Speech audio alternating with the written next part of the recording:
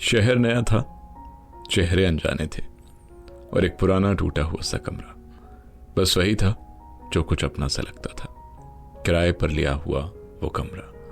अक्सर यही होता है ना, जब हम अपना गांव छोड़कर किसी दूसरे शहर को जाते हैं, कोई काम की तलाश में जाता है, कोई आगे की पढ़ाई के लिए जाता है और सबसे पहले वो उस नए शहर में जाकर ढूंढता है अपने लिए किराए का कमरा। तो उन्हीं लोगों के लिए ये सुनो जिंदगी का पॉडकास्ट डेडिकेटेड है कि जो किसी अनजाने शहर को अपना घर बना लेते हैं। तुमने कभी किराए का कमरा देखा है? नहीं, वो पीजी वाला नहीं जहां सिर्फ सोने को बिस्तर और फेंकने को बैग होता है।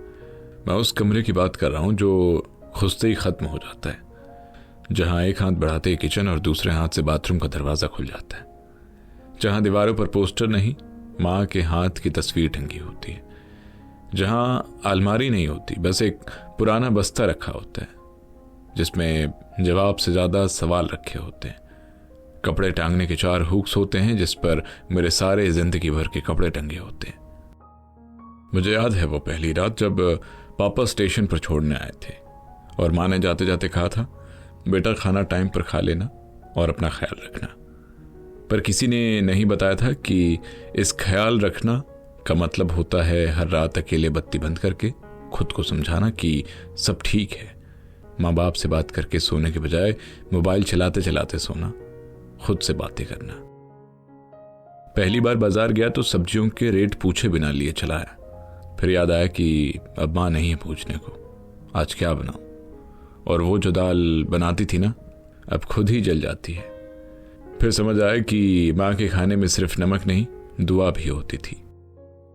जब बीमार पड़ा तब समझ आया कि गेट वेल सून का मैसेज थर्मोमीटर नहीं पकड़ता।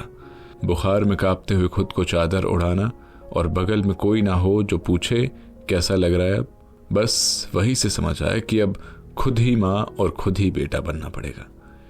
इस शहर ने मुझे बहुत कुछ सिखाया है। सड़क पर गिरकर खुद उठना, एटीएम में लाइन में लगकर सब्र करना और सबसे ज्यादा हर दिन हंसना, चाहे अंदर कितना भी रोना हो। यहाँ दोस्त भी हैं जो महीने के आखिरी में पूछते हैं तेरे पास कितने बचे हैं, और फिर बिना बोले अपना 500 का नोट बढ़ा देते हैं। एक 4 लाइन की छोटी सी शायरी है कि किराए के उस कमरे में रखे हैं कई ख्वाब, कुछ अधूरे से कुछ पूरे होने की आस में मैंने अपने सपनों की चादर ओढ़ रखी है। माँ बाप की यादों के तकिए के साथ सोता हूँ।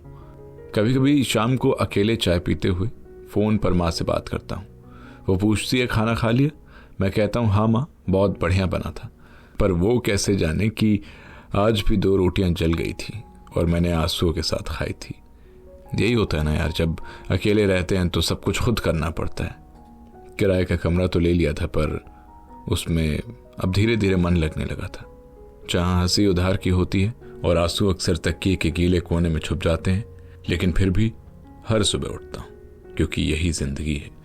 छोटी छोटी तकलीफों से बड़ी बड़ी उम्मीदें पालना, यही तो जीना है। आज के लिए इतना ही।